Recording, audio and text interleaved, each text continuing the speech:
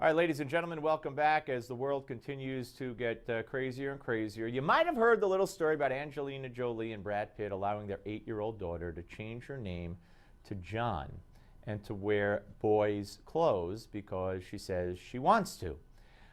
We actually have a picture as we introduce. There she is. That looks a lot like Brad Pitt. It looks a lot like both of them. Now watch, she tell me she's adopted. Now I think she's the natural. Anyway, Cherie Corso, parenting expert, is with us. Cherie, welcome. Hi, thank you. I'm happy to be here. She is a gorgeous girl. Yeah, she looks gorgeous. Like I could see both of them right in that face. Oh yeah, she's a 10 as a woman, maybe a 4 as a boy. Okay, all right. But now we see. I said she, you said she. Are we going to be called some kind of names now for daring to call her a girl when she wants to be called a boy? And how could parents allow their child at that age to make such a decision? I agree. Parents need to guide and protect their children. And I think Brad and Angelina should not be considered the trailblazing for parenthood at all. They live in the happy forest of Hollywood, let's say. They homeschool, they travel all around the world. I think this child needs guidance. Maybe she sees her parents playing different roles and is dressed up and she's playing out a role.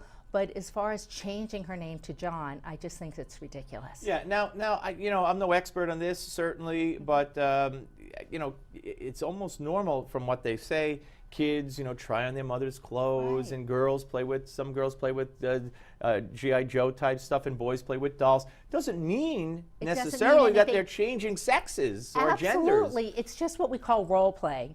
You see everybody running around New York City, the little girls in Elsa costumes. Right?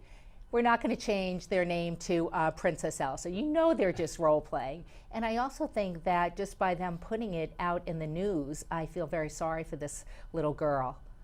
That's another thing. I really do. Why publicize this? I mean, everything that gets out of the Brad Pitt, Angelina Jolie camp, quote unquote, is orchestrated and it's done on purpose. To put this out there at this point, what kind of pressure does that eventually, now and going forward, put on this little girl, dare I say? I'm all for diversity, but I think Angelina is running her crew like she's running a movie set. Okay, we need someone transgender. Can we pull someone in? This and that. And I think it's very dangerous what she's doing. And I really, truly, as a mom and a parenting expert, my heart goes out to this little girl. Do you believe that, so you believe that this is a selfishness on the part of, if not Brad Pitt, certainly Angelina Jolie? Well, sometimes you have to look back at what the parents' relationship with their own mother and father. And I know that Angelina in the news has been, bisexual. She has been seen French kissing her brother on the red carpet.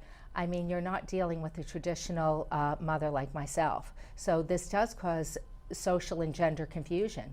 Yeah, okay. And of course, it was on the red carpet that this child showed up in a suit. Right? I think that's the picture we saw, dressed like a boy. Exactly. And you know what? She does have 2 brothers, and maybe she just wants to be one of the guys, and maybe she sees the privileges that they're getting, and she just might be one of the group.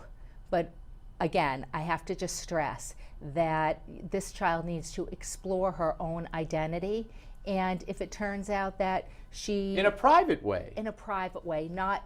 Does everything have to be played out in the public all the time? Yeah. I think in this overexposed world, I think it's getting...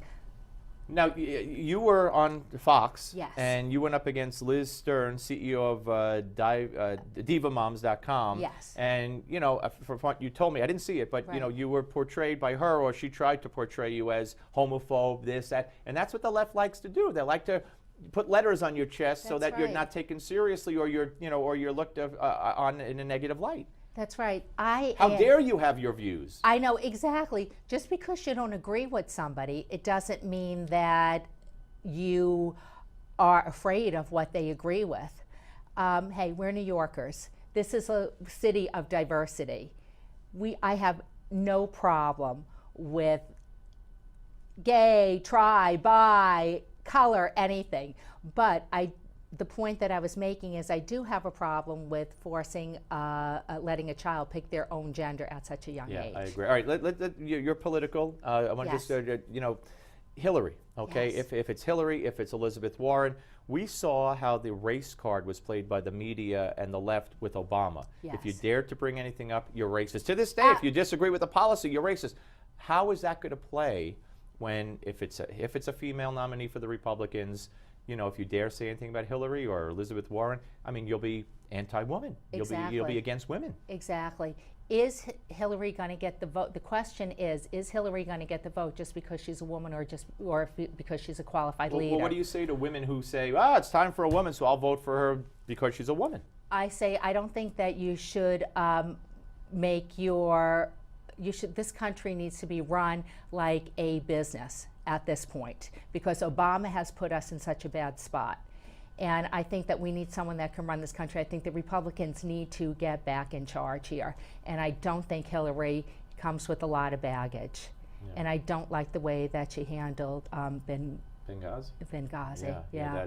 That should come And- back to and haunt that her, should come back but and haunt only her. if the Republicans push it, and they have a very bad track record for taking issues that they could, I say exploit, I mean legitimately, and just leave it alone. Oh, exactly. Yeah. I am praying every night, and all my Republican friends, that we get a Republican back in the White House and get some class back in there. It's going to be an interesting couple of years. will be a couple of Cherie years. Corso, thank you very Thank much. you so Great to much. meet you. And, Thank you. and she brought her daughter with her for they were featured in the New York Post for the best dressed mother and daughter in New York City. So congratulations Thank on you that. very much. All right, folks, we're coming back with economist and Professor Peter Morrissey after the break. But first, are artificial sweeteners better than plain old sugar, or could they actually be harming your health? We'll find out the answers to these questions and much, much more in your Max to Health moment. It's next. Don't go away.